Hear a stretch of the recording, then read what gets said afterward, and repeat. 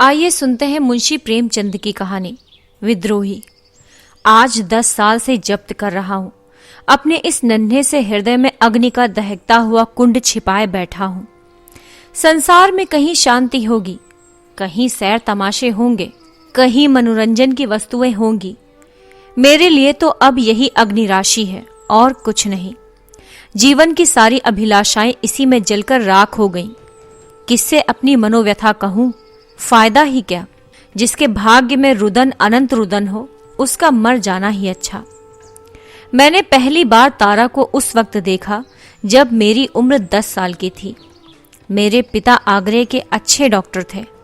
लखनऊ में मेरे एक चचा रहते थे। उन्होंने वकालत में काफी धन कमाया था।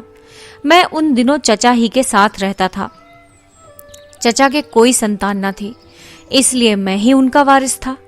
चचा और चची दोनों मुझे अपना पुत्र समझते थे। मेरी माता बचपन में ही सिधार चुकी थी।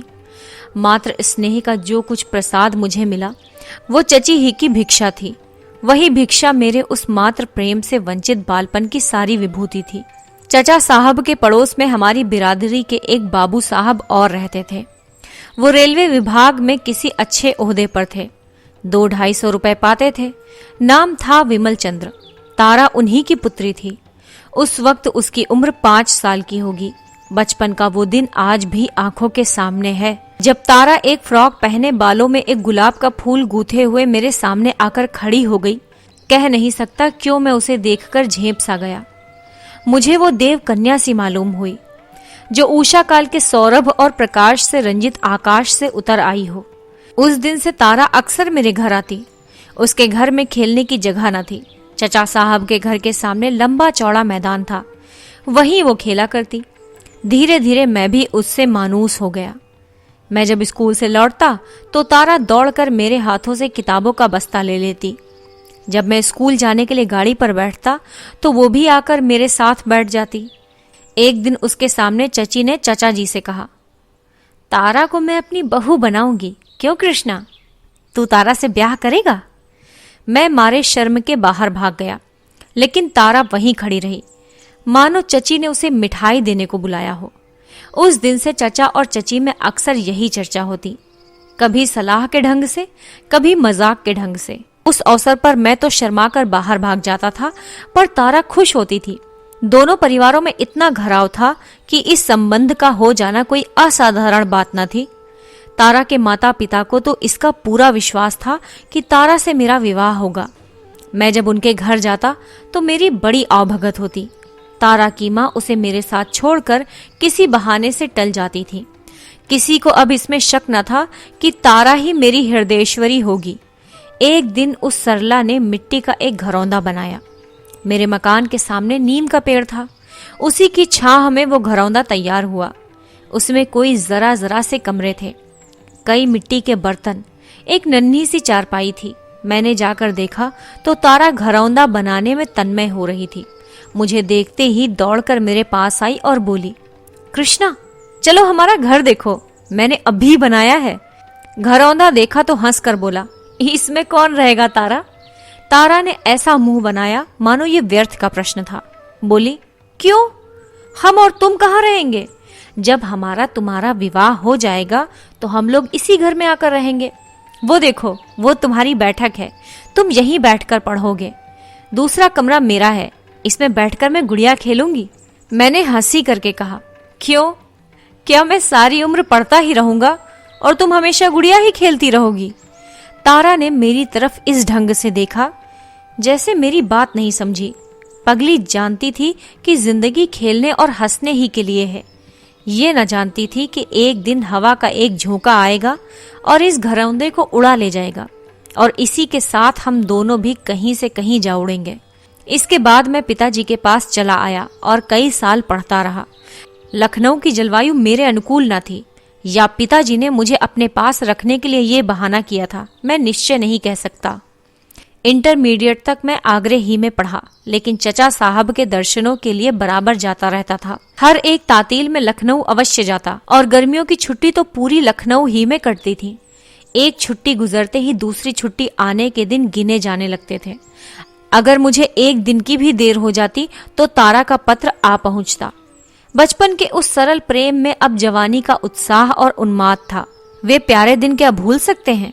वही मधुर स्मृतियां अब इस जीवन का सर्वस्व हैं।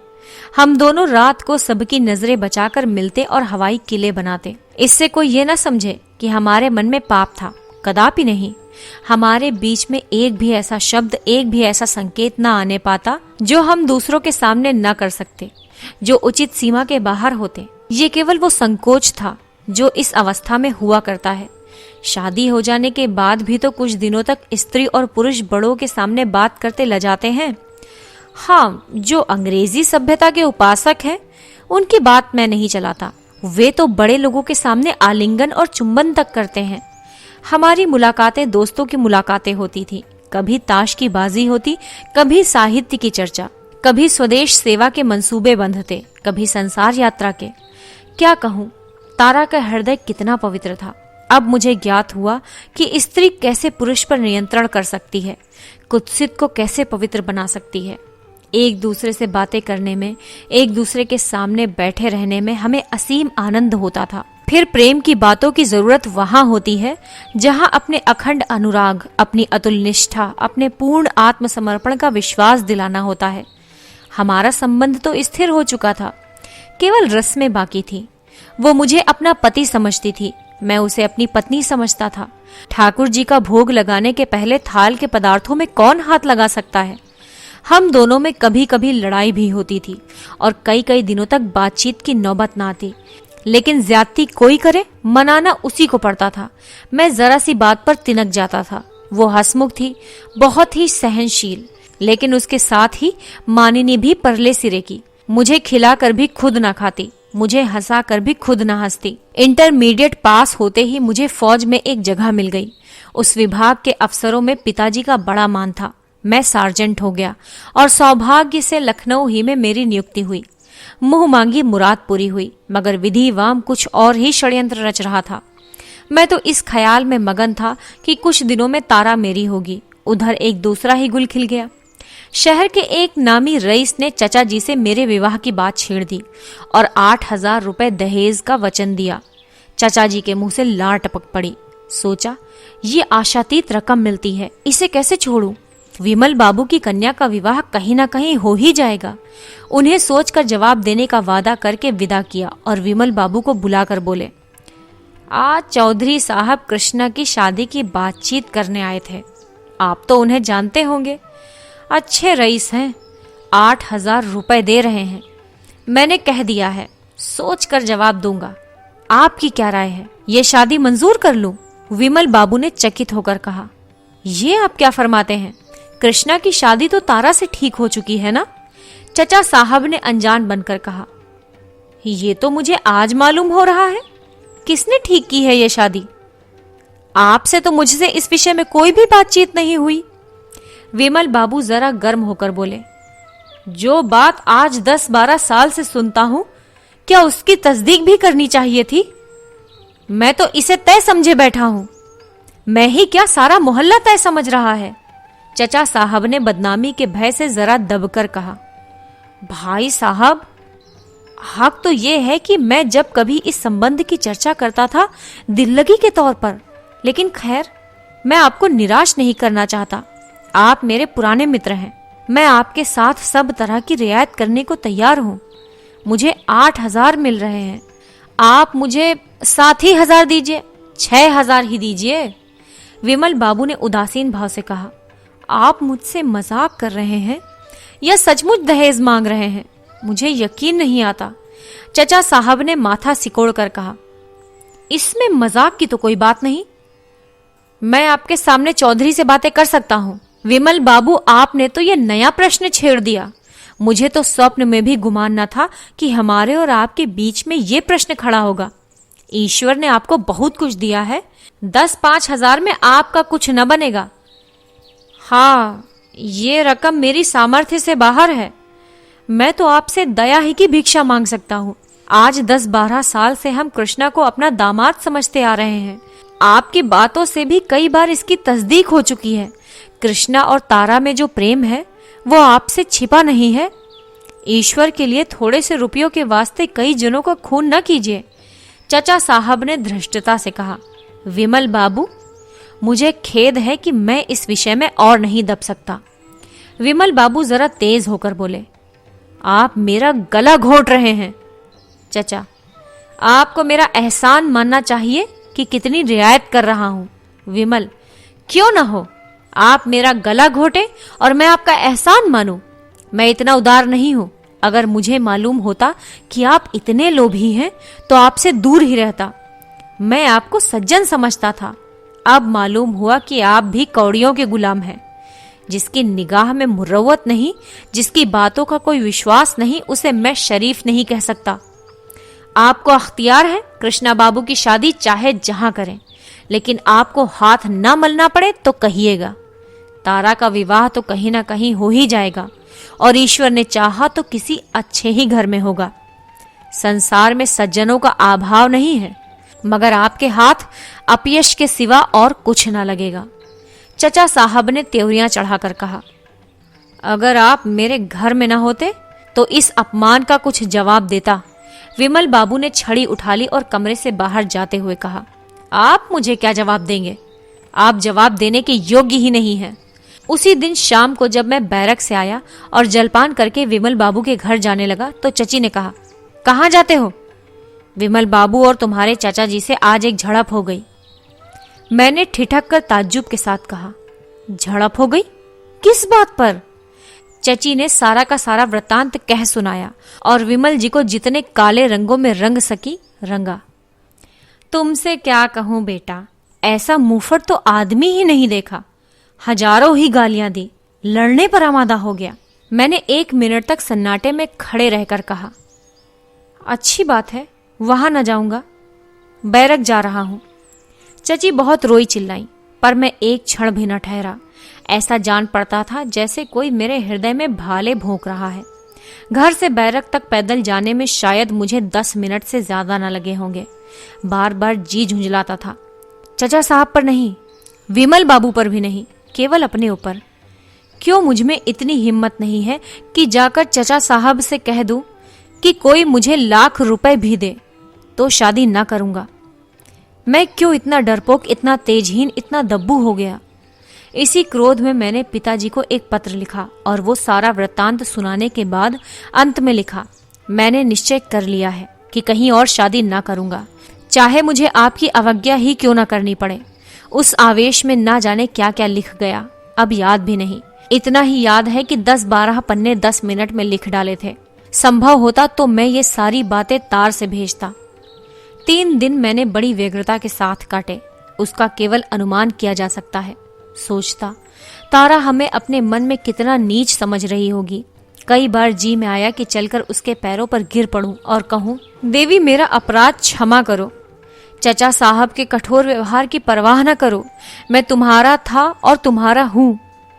चचा साहब मुझसे बिगड़ जाएं, पिताजी घर से निकाल दें, मुझे किसी की परवाह नहीं है, लेकिन तुम्हें खोकर मेरा जीवन ही खो जाएगा।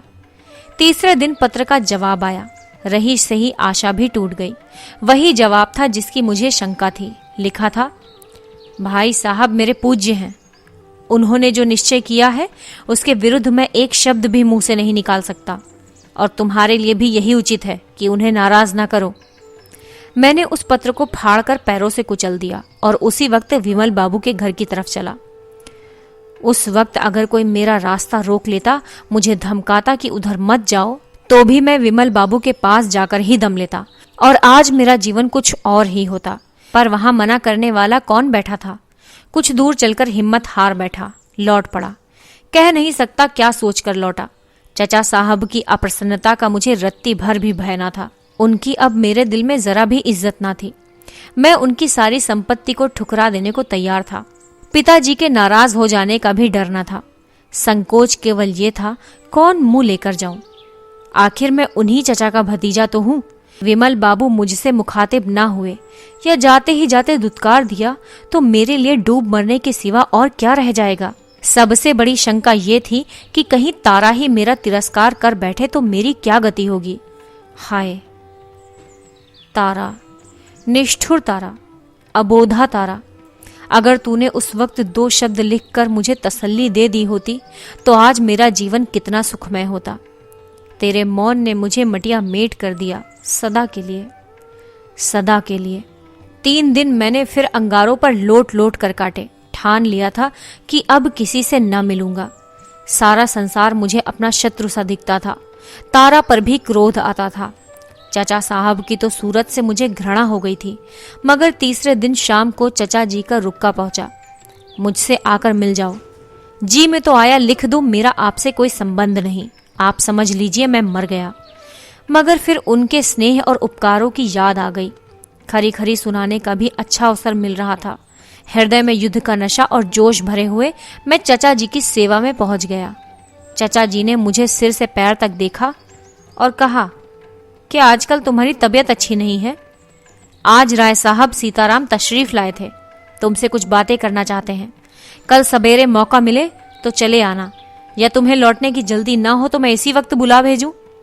मैं तो समझ गया कि ये राय साहब कौन है, लेकिन अनजान बनकर बोला, ये राय साहब कौन है? मेरा तो उनसे परिचय नहीं है। चचा जी ने लापरवाही से कहा, अजी वही महाशय हैं जो तुम्हारे ब्याह के लिए घेरे हुए हैं। शहर के रईस और कुलीन आदमी हैं।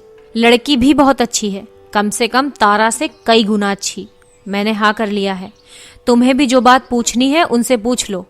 मैंने आवेश के उमड़ते हुए तूफान को रोक कर कहा, आपने नाहक हाँ की। मैं अपना विवाह नहीं करना चाहता। चचा जी ने मेरी तरफ आंखें फाड़ कर कहा, क्यों? मैंने उसी निर्भीकता से जवाब दिया, इसलिए कि मैं इस विषय में स्वाधीन रहना चाहता हूं। चचा साहब ने जरा नर्म होकर कहा, मैं अपनी बात दे चुका हूं, क्या तुम्हें इसका कुछ ख्याल नहीं है? मैंने उद्दंडता से जवाब दिया, जो बात पैसों पर बिकती है उसके लिए मैं अपनी जिंदगी नहीं खराब कर सकता। चचा साहब ने गंभीर भाव से कहा, यह तुम्हारा आखिरी फैसला है? जी हां, आखिरी। पछताना पड़ेगा। आप इसकी चिंता ना करें, आपको कष्ट देने ना आऊंगा। अच्छी बात है। ये कहकर वो उठे और अंदर चले गए। मैं कमरे से निकला और बैरक की तरफ चला। सारी पृथ्वी चक्कर खा रही थी, आसमान नाच रहा था और मेरी देह हवा में उड़ी जाती थी। मालूम होता था पैरों के नीचे की जमीन है ही नहीं। बैरक में पहुंचकर मैं पलंग पर लेट गया और फूट फूट कर रोने लगा। माँ बाप, चाचा चाची, धन दौलत सब कुछ होते हुए भी मैं अनाथ था। उफ, कितना निर्दय आघात था। सवेरे हमारे रेजिमेंट को देहरादून जाने का हुक्म हुआ। मुझे आंखें सी मिल गई। अब लखनऊ कांटे खाता था। उसके गली कूचों तक से घृणा हो गई थी। एक बार जी में आया चलकर तारा से मिल लूं, मगर फिर वही शंका हुई, कहीं वो मुखातिब ना हुई तो। विमल बाबू इस दशा में भी मुझसे उतना ही स्नेह दिखाएंगे जितना अब तक दिखाते आए हैं, इसका मैं निश्चय ना कर सका। पहले मैं एक धनी परिवार का दीपक था, अब एक अनाथ युवक जिसे मजूरी के सिवा और कोई अवलंब नहीं था। देहरादून में अगर कुछ दिन मैं शांति से रहता तो संभव था मेरा आहत हृदय संभल जाता और मैं विमल बाबू को मना लेता। लेकिन वहां पहुंचे 1 सप्ताह भी ना हुआ था कि मुझे तारा का पत्र मिल गया। पते को देखकर मेरे हाथ कांपने लगे, समस्त देह में कंपन सा होने लगा। शायद शेर को सामने देखकर मैं इतना भयभीत ना होता। हिम्मत ही ना पड़ती थी कि उसे खोलूं। वही लिखावट थी, वही मोतियों की लड़ी जिसे देखकर मेरे लोचन तृप्त से हो जाते थे, जिसे चूमता था और हृदय से लगाता था। वही काले अक्षर आज नागिनों से भी ज्यादा डरावने मालूम होते थे। अनुमान कर रहा था कि उसने क्या लिखा होगा, पर अनुमान की दूर तक दौड़ भी पत्र के विषय तक ना पहुंच सकी। आखिर एक बार कलेजा मजबूत करके मैंने पत्र खोल डाला। देखते ही आंखों में अंधेरा छा गया। मालूम हुआ किसी ने शीशा पिघलाकर पिला दिया। तारा का विवाह तय हो गया था। शादी होने में कुल 24 घंटे बाकी थे। उसने मुझसे अपनी भूलों के लिए क्षमा मांगी थी और विनती की थी कि मुझे भुला मत देना। पत्र का अंतिम वाक्य पढ़कर मेरी आंखों में आंसुओं की झड़ी लग गई। लिखा था, ये अंतिम प्यार लो। अब आज से मेरे और तुम्हारे बीच में केवल मैत्री का नाता है, मगर कुछ और समझूं तो वो अपने पति के साथ अन्याय होगा, जिसे शायद तुम सबसे ज्यादा नापसंद करोगे। बस इससे अधिक और न लिखूंगी। बहुत अच्छा हुआ कि तुम यहां से चले गए। तुम यहां रहते तो तुम्हें भी दुख होता और मुझे भी। मगर प्यारे, अपनी इस अभागिनी तारा को भूल न जाना। तुमसे यही निवेदन है। मैं पत्र को हाथ में लिए लिए लेट गया। मालूम होता था छाती फट जाएगी। भगवान, अब क्या करूं? जब तक मैं लखनऊ पहुंचूंगा बारात द्वार पर आ चुकी होगी, ये निश्चय था।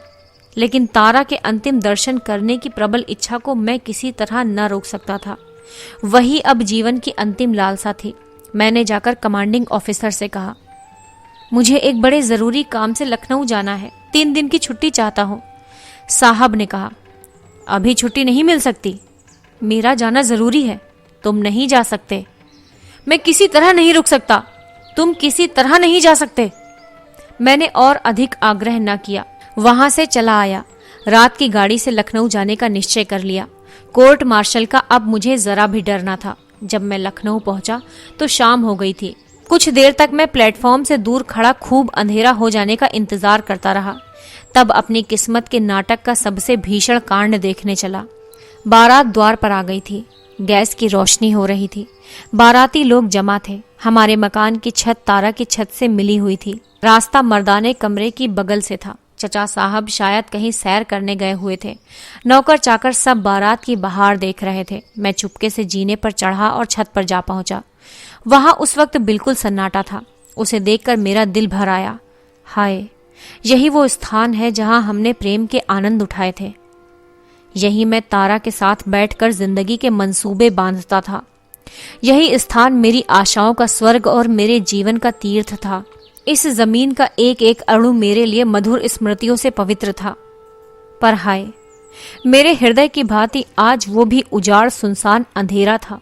मैं उसी जमीन से लिपटकर खूब रोया, यहां तक कि हिचकियां बंध गई। काश उस वक्त तारा वहां आ जाती तो मैं उसके चरणों पर सिर रखकर हमेशा के लिए सो जाता। मुझे ऐसा भासित होता था कि तारा की पवित्र आत्मा मेरी दशा पर रो रही है। आज भी तारा यहां जरूर आई होगी। शायद इसी जमीन पर लिपटकर वो भी रोई होगी। उस भूमि से उसके सुगंधित केशों की महक आ रही थी। मैंने जेब से रुमाल निकाला और वहां की धूल जमा करने लगा। एक क्षण में मैंने सारी छत साफ कर डाली और अपनी अभिलाषाओं की इस राख को हाथ में लिए घंटों रोया। यही मेरे प्रेम का पुरस्कार है, यही मेरी उपासना का वरदान है, यही मेरे जीवन की विभूति है। हाय रे दुराशा! नीचे विवाह के संस्कार हो रहे थे। ठीक आधी रात के समय वधू मंडप के नीचे आई। अब भांवरे होंगी। मैं छत के किनारे चला आया और वो मर्मांतक दृश्य देखने लगा। बस यही मालूम हो रहा था कि कोई हृदय के टुकड़े किए डालता है। आश्चर्य है, मेरी छाती क्यों ना फट गई, मेरी आंखें क्यों ना निकल पड़ी। वो मंडप मेरे लिए एक चिता थी जिसमें वो सब कुछ जिस पर मेरे जीवन का आधार था जला जा रहा था। भावरे समाप्त हो गई तो मैं कोठे से उतरा। अब क्या बाकी था? चिता की राख भी जलमग्न हो चुकी थी। दिल को थामे वेदना से तड़पता हुआ जीने के द्वार तक आया, मगर द्वार बाहर से बंद था। अब क्या हो? उल्टे पांव लौटा। अब तारा के आंगन से होकर जाने के सिवा दूसरा रास्ता ना था। मैंने सोचा, इस जमघट में मुझे कौन पहचानता है, निकल जाऊंगा। लेकिन ज्यों ही आंगन में पहुंचा, तारा की माताजी की निगाह पड़ गई। चौंक कर बोली, कौन? कृष्णा बाबू, तुम कब आए? आओ मेरे कमरे में आओ। तुम्हारे चचा साहब के भय से हमने तुम्हें न्योता नहीं भेजा। तारा प्रातःकाल विदा हो जाएगी, आओ उससे मिल लो। दिन भर से तुम्हारी रट लगा रही है। ये कहते हुए उन्होंने मेरा बाजू पकड़ लिया और मुझे खींचते हुए अपने कमरे में ले गई। फिर पूछा, अपने घर से होते हुए आए हो ना? मैंने कहा, मेरा घर यहाँ कहाँ है? क्यों, तुम्हारे चचा साहब नहीं है? हाँ, चचा साहब का घर है। मेरा घर अब कहीं नहीं है। बनने की कभी आशा थी, पर आप लोगों ने वो भी तोड़ दी। हमारा इसमें क्या दोष था भैया? लड़की का ब्याह तो कहीं ना कहीं करना था। तुम्हारे चचा जी ने तो हमें मंझदार में छोड़ दिया था। भगवान ही ने उबारा। क्या अभी स्टेशन से चले आ रहे हो? तब तो अभी कुछ खाया भी ना होगा। हाँ, थोड़ा सा जहर लाकर दीजिए, यही मेरे लिए सबसे अच्छी दवा है। वृद्धा विस्मित होकर मुंह ताकने लगी। मुझे तारा से कितना प्रेम था वो बेचारी क्या जानती थी। मैंने उसी विरक्ति के साथ फिर कहा, जब आप लोगों ने मुझे मार डालने का ही निश्चय कर लिया तो अब देर क्यों करती हैं? आप मेरे साथ ये दगा करेंगी, ये मैं ना समझता था। खैर, जो हुआ अच्छा ही हुआ। चचा और बाप की आंखों से गिरकर मैं शायद आपकी आंखों में भी न जचता। बुढ़िया ने मेरी तरफ शिकायत की नजरों से देखकर कहा, तुम हमको इतना स्वार्थी समझते हो बेटा? मैंने जले हुए हृदय से कहा, अब तक तो न समझता था, लेकिन परिस्थिति ने ऐसा समझने को मजबूर किया। मेरे खून का प्यासा दुश्मन भी मेरे ऊपर इससे घातक वार न कर सकता। मेरा खून आप ही की गर्दन पर होगा। तुम्हारे चचा ने ही तो इनकार कर दिया। आप लोगों ने मुझसे भी कुछ पूछा, मुझसे भी कुछ कहा, मुझे भी कुछ कहने का अवसर दिया। आपने तो ऐसी निगाह फेरी जैसे आप दिल से यही चाहती थी, मगर आपसे शिकायत क्यों करूं? तारा खुश रहे, यही मेरे लिए बहुत है। तो बेटा, तुमने भी तो कुछ नहीं लिखा। अगर तुम एक पुर्जा भी लिख देते तो हमें तस्कीन हो जाती। हमें क्या मालूम था कि तुम तारा को इतना प्यार करते हो। हमसे जरूर भूल हुई, मगर उससे बड़ी भूल तुमसे हुई। अब मुझे मालूम हुआ कि तारा क्यों बराबर डाकिये को पूछती रहती थी। अभी कल वो दिन भर डाकिये की राह देखती रही। जब तुम्हारा कोई खत नहीं आया तब वो निराश हो गई। बुला दूं उसे? मिलना चाहते हो? मैंने चारपाई से उठकर कहा। नहीं नहीं, उसे मत बुलाइए। मैं अब उसे नहीं देख सकता। उसे देखकर मैं ना जाने क्या कर बैठूं। ये कहता हुआ मैं चल पड़ा। तारा की माँ ने कई बार पुकारा, पर मैंने पीछे फिर कर भी ना देखा। यह है मुझ निराश की कहानी। इसे आज 10 साल गुजर गए। इन 10 सालों में मेरे ऊपर जो कुछ बीती उसे मैं ही जानता हूँ। कई कई दिनों मुझे निराहार रहना पड़ा है। फौज से तो उसके तीसरे ही दिन निकाल दिया गया था।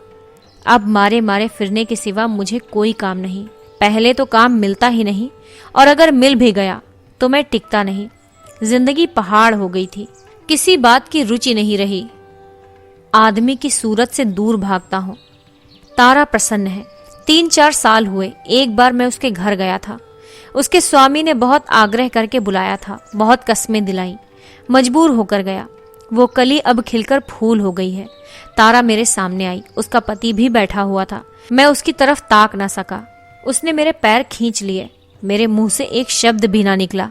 अगर तारा दुखी होती, कष्ट में होती, फटे हालों में होती तो मैं उस पर बली हो जाता, पर संपन्न सरस विकसित तारा मेरी संवेदना के योग्य न थी। मैं इस कुटिल विचार को न रोक सका। कितनी निष्ठुरता, कितनी बेवफाई। शाम को मैं उदास बैठा वहां जाने पर पछता रहा था कि तारा का पति आकर मेरे पास बैठ गया और मुस्कुरा कर बोला, बाबूजी, मुझे ये सुनकर खेद हुआ कि तारा से मेरे विवाह हो जाने का आपको बड़ा सदमा हुआ। तारा जैसी रमणी शायद देवताओं को भी स्वार्थी बना देती, लेकिन मैं आपसे सच कहता हूं, अगर मैं जानता कि आपको उससे इतना प्रेम है तो मैं हरगिज आपकी राह का कांटा न बनता। शोक यही है कि मुझे बहुत पीछे मालूम हुआ। तारा मुझसे आपकी प्रेम कथा कह चुकी है। मैंने मुस्कुरा कर कहा, तब तो आपको मेरी सूरत से घृणा होगी। उसने जोश से कहा, इसके प्रतिकूल मैं आपका आभारी हूं। प्रेम का ऐसा पवित्र, ऐसा उज्जवल आदर्श आपने उसके सामने रखा। वो आपको अब भी उसी मोहब्बत से याद करती है। शायद कोई ऐसा दिन नहीं जाता कि आपका जिक्र ना करती हो।